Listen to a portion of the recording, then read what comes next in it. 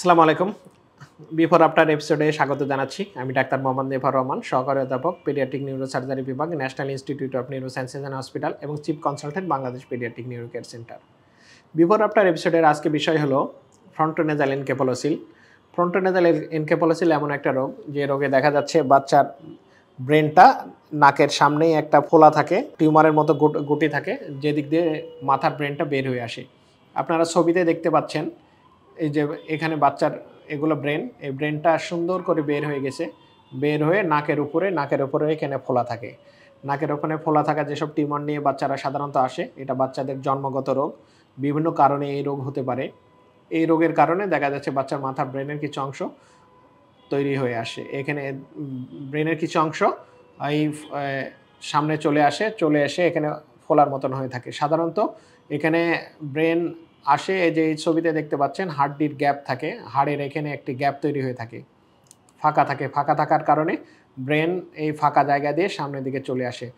সাধারণত ব্রেনের যে গ্রোথ এবং হাড্ডির গ্রোথের মধ্যে ডিসপ্রপোর্শনেট হলে, দুইটা যদি সমানতালে না বেড়ে যদি দেখা যাচ্ছে ব্রেন খুব দ্রুত বাড়ছে, সেই তুলনায় হাড্ডি বাড়ছে না, সুতরাং ফাঁকা একটা জায়গা দিয়ে ব্রেন বের হয়ে আসতে পারে। অথবা হাড়ের কোনো অংশ যদি দুর্বল থাকে, সেই দুর্বল জায়গা দিয়ে ব্রেনটা মাথার ভিতরে ব্রেনটা ঠেলে বাইরে বের হয়ে চলে আসতে পারে। এই বের হয়ে আসার ফলে যে রোগের তৈরি হয় সেটাকে ফ্রন্টোনেজাল এনকেফালোসিল বলে। ফ্রন্টোনেজাল এনকেফালোসিলে এখানে দেখতে পাচ্ছেন আমাদের একটি বাচ্চার মাথার এখানে নাকের উপরে একটি ফোলা আছে। নাকের উপরে এই ফোলায় সাধারণত ফ্রন্টোনেজাল এনকেফালোসিল বলা হয়। এই ফোলা নিয়ে আমার কাছে বাচ্চা আসার পরে আমরা বাচ্চার সিটি স্ক্যান করি। সিটি স্ক্যান করে আমরা যেটা দেখি, সিটি স্ক্যান করে দেখা যাচ্ছে ফ্রন্টোনেজাল এনকেফালোসিল, যে হাড়ের এখানে ফাঁকা আছে, এখানে হাড্ডি তৈরি হয় নাই। তৈরি না হওয়ার কারণে মাথার এই ব্রেনটা এই দিক দিয়ে বের হয়ে আসতেছে, এই দিক দিয়ে মাথার ব্রেনটা বের হয়ে আসতেছে। এই যে ব্রেন এই দিক দিয়ে বের হয়ে আসতেছে। ব্রেনটা এই যে এখানে যদি আমরা দেখি আরও ভালোভাবে, এই যে মাথার ব্রেনটা হাড্ডির এই ফাঁকা জায়গা দিয়ে বের হয়ে আসতেছে। আমরা এই বাচ্চার অপারেশনের সিদ্ধান্ত নিয়ে বাচ্চাকে অপারেশন করি। অপারেশন করে ব্রেনটাকে ভিতরের দিকে, এই ব্রেনটাকে এখান থেকে যে অংশটুকু নষ্ট সেটা ফেলে দিয়ে বাদ বাকি ব্রেনটাকে প্রিজার্ভ করা হয়, যেন অন্যান্য আরও ভালো ব্রেন চলে আসতে না পারে।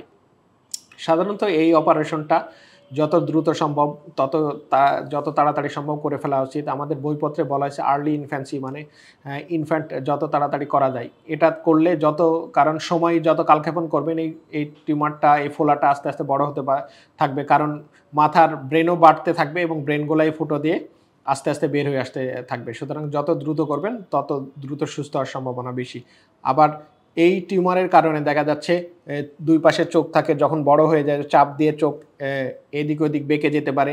সেক্ষেত্রে দেখা যাচ্ছে প্রথমে তাড়াতাড়ি করলে অপারেশন যত সহজে হতো, পরবর্তীতে করলে অনেক জটিল আকার ধারণ করে। সেক্ষেত্রে চোখের উপরও একটা ইফেক্ট তৈরি করে। আমরা এই বাচ্চার অপারেশন করে দিয়েছি। অপারেশন করে দেওয়ার পরে তার এই যে মাথার উপরের এই ফোলাটা নাই। ছুটির আগে ড্রেসিংয়ের সময় বাচ্চার ছবিটা দেওয়া হয়েছে এখানে। সুতরাং ফ্রন্টোনেজাল এনকেফালোসিলে যত দ্রুত সম্ভব আপনি আপনার বাচ্চাকে একজন পেডিয়াট্রিক নিউরোসার্জনের কাছে নিয়ে আসুন। পেডিয়াট্রিক নিউরোসার্জন এই বিষয়ে দক্ষ, অভিজ্ঞ এবং সমসাময়িক জ্ঞানের অধিকারী। এই বিষয়ে ওনার দক্ষতাকে সর্বোচ্চ বলে ধরে নেওয়া হয়। সুতরাং ফ্রন্টোনেজাল এনকেফালোসিলের সকল প্রকার চিকিৎসা সেবা বাংলাদেশে সম্ভব এবং Bangladesh Paediatric Neuro Care Centre frontonasal এনকেফালোসিলের সকল প্রকার চিকিৎসা সেবা প্রদান করে আসছে। ভালো থাকুক আপনার বাচ্চা, সুস্থ থাকুক আপনার বাচ্চা, সুচিকিৎসায় সুন্দর আগামী, এই প্রত্যয় বাংলাদেশ পেডিয়াট্রিক নিউরো কেয়ার সেন্টারের পথ চলা।